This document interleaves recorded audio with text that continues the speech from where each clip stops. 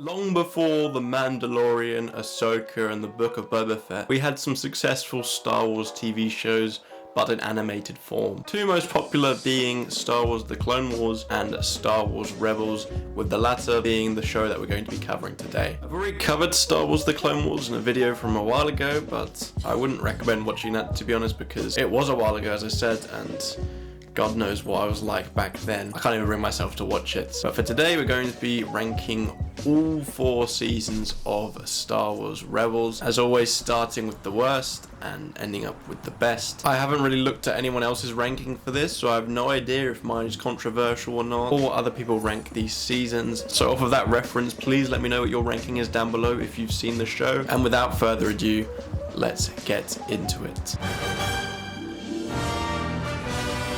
So as mentioned, I have already covered the Clone Wars, therefore I have seen the Clone Wars, so that was my only real taster of Star Wars animation, as it is one of the biggest parts, and it was very refreshing coming into season 1 of this show. Quite a new experience, exploring a different side of the galaxy, and seeing some different things, because there's plenty of repetitiveness within the Clone Wars. And that's not to say there isn't repetitiveness in Rebels, but it's far less the same amount that we got in the Clone Wars, perhaps because it's less seasons. A real factor for why I really enjoyed Star Wars Rebels, and I think you're going to get this from a lot of people, is the core characters, the Ghost crew that's featured throughout the show. They all have something very unique and distinct about them, and they're all pretty much instantly likable. You pretty much hear this in every review for every first season of an action series, but the stakes are very low in season 1, and understandably so. You've got to set the groundwork before going for massive scale ambitions, and that's exactly what Star Wars Rebels does in its first season. It's very small scale, well, not to say nothing happens, because there are some big moments, but comparing to the rest of the show, it's certainly more tame. And because it's just one continuous story, not too much going on, there is quite a bit of filler in terms of overall percentage of the season's duration. And if you saw my Clone Wars video, you'll know that I'm not a big fan of filler episodes, especially in Star Wars animation. So for that, it came in at last place, whilst I did still enjoy the season.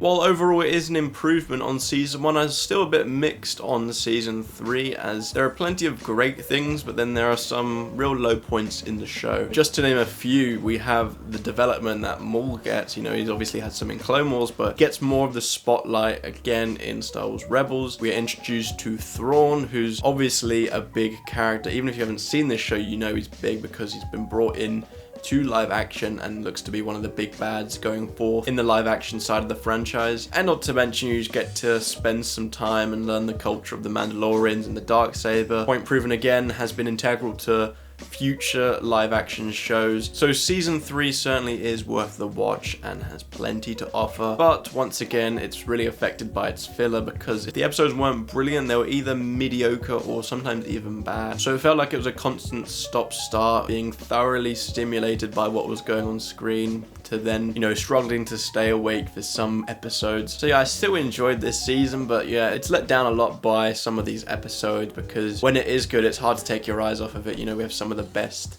in the entire franchise. But I do appreciate that this show does kind of focus in on these storylines which had either only been mentioned before or had a little bit of screen time or scenes devoted to them in the past, So I'm very glad to see that we get entire arcs or episodes devoted to some of these storylines. But yeah, as for season 3, it could have been a lot better.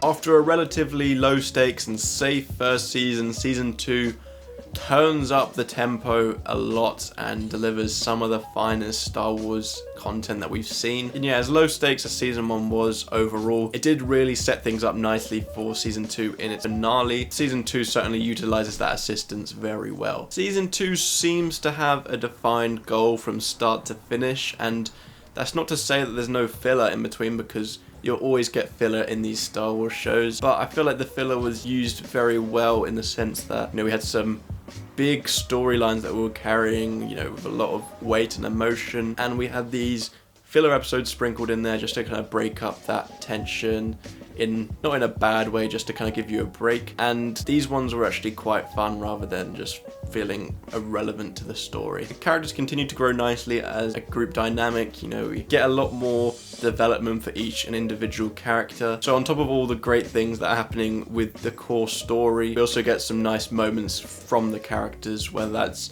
individually or amongst each other. It's a big step up on the inconsistencies of its first season, and not to mention season 2 also delivers what I will happily say is top 5 Star Wars content in its final 2 episodes.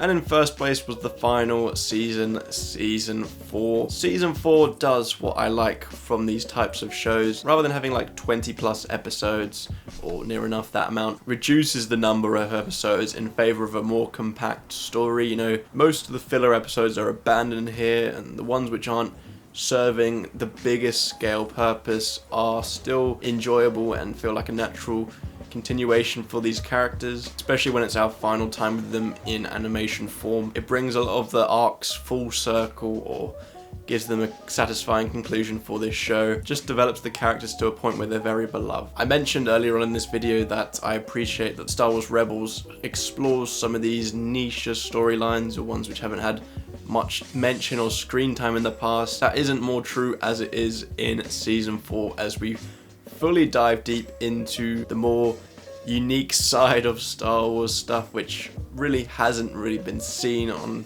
screen before from this franchise. It proves why these animated shows are necessary, because you can take these risks, pursue these big storylines with not as big consequences as you would have in the films. We're paying hundreds of millions of dollars just to potentially deliver some great moments. You know, those risks are always involved, but they went for them here and they've paid off. And if you know what I'm talking about, you know that they've been deployed into the Ahsoka series. So yes, this more compact final season was a huge success, delivered some very satisfying moments while also exploring the weirder side of the Star Wars universe. And like with pretty much every season in this show, delivers some final fantastic episodes. So that was my ranking of all 4 seasons of Star Wars Rebels. If you're a returning viewer to this channel, you may have noticed that I haven't uploaded in the past month, even though my last upload was me returning from the first time from